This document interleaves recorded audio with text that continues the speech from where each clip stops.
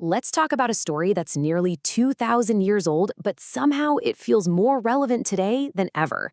We're diving into the Three Kingdoms, a slice of Chinese history that has exploded into a true global obsession.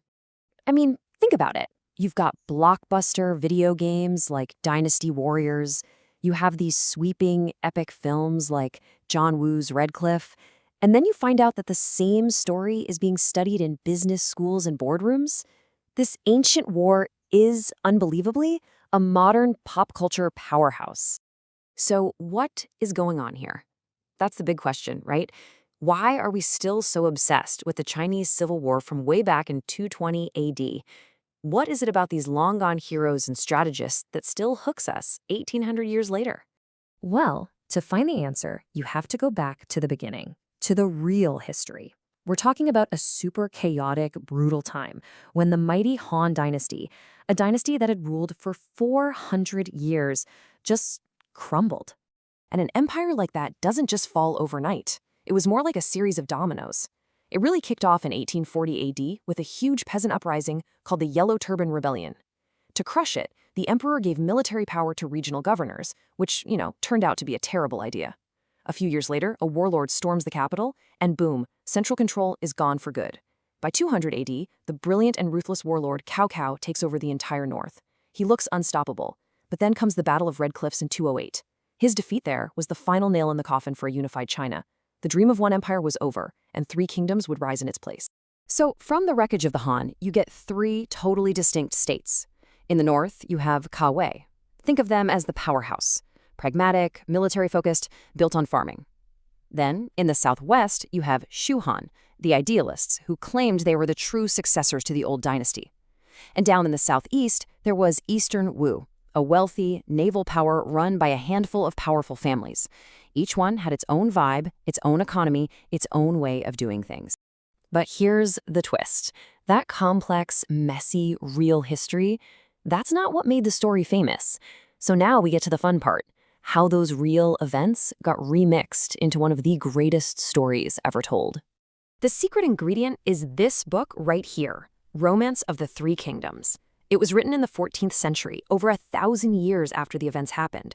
The author, Luo Guanzong, basically took the dry historical records and cranked the drama up to 11, turning actual people into these legendary, larger-than-life characters. There's this great saying about the book that just nails it. 70% history, 30% fiction. It means the story is built on a foundation of real events and real people. But that extra 30%, that's where the magic happens. That's what makes it an epic. And you can see that 30% in action right here. The famous oath of the Peach Garden, where our heroes swear to be brothers until death, so iconic. But it probably never happened. It was invented for the novel to show you their incredible loyalty. And the story where the mighty warrior Guan Yu kills a rival general so fast that his victory wine is still warm? Historically, a different guy did it. The book just gave the credit to Guan Yu to make him seem even cooler. And my favorite, the genius strategist Zhuge Liang tricking his enemy into shooting 100,000 arrows into his straw-covered boats? A similar trick was used by someone else, but the novel gives the moment to its hero to make him seem like an absolute mastermind. Now, a story this good, this dramatic, well, it was never going to stay put. It was so powerful that it started to spread, first across Asia, and then eventually the whole world. As Chinese merchants, traders, and migrants traveled, they took their favorite story with them. It spread like wildfire through Southeast Asia, and its themes of loyalty, brotherhood, and strategy just clicked with people everywhere. And what's so cool is that each culture made the story its own. In Vietnam, characters like Guan Yu became actual deities, and the story was turned into opera. In Thailand, it was considered so important that it was literally added to school textbooks. For Chinese communities in Malaysia and Singapore, it became a pillar of their cultural identity. And in Indonesia, the characters were even adapted into their traditional shadow puppet shows. Probably the most mind-blowing example of this legacy is Guan Yu. Okay, so in real life, he was a brave general who, in the end, was defeated and executed. A tragic hero. But in the story, his loyalty is so absolute, so pure, that over the centuries, he was elevated from a historical figure into an actual god of war, worshipped in temples across Asia. How wild is that? And all of this brings us full circle. The story has survived because its lessons are just as powerful today as they were back then. So let's get into why modern-day CEOs and military strategists are still studying these guys. Because the problems they were dealing with are fundamentally the same problems we deal with today. I mean, facing an enemy that has more soldiers, more supplies, more everything. How is that different from a small startup trying to compete with a corporate giant? It's the same underdog story. And if the problems are timeless, the solutions are too. Warlord Liu Bei knew he couldn't beat his huge rival Cao Cao alone.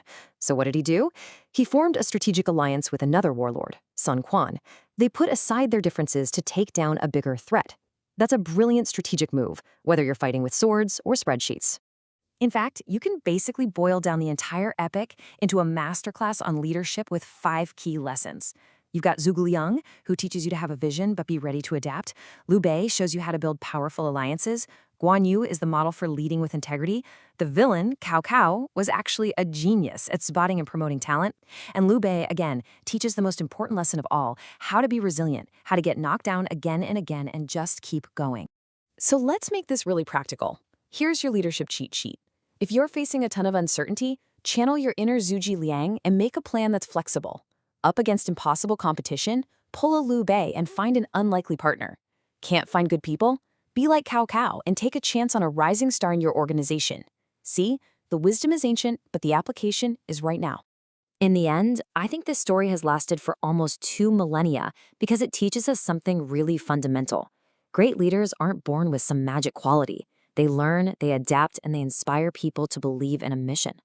So the question I'll leave you with is, which of these ancient lessons are you going to use?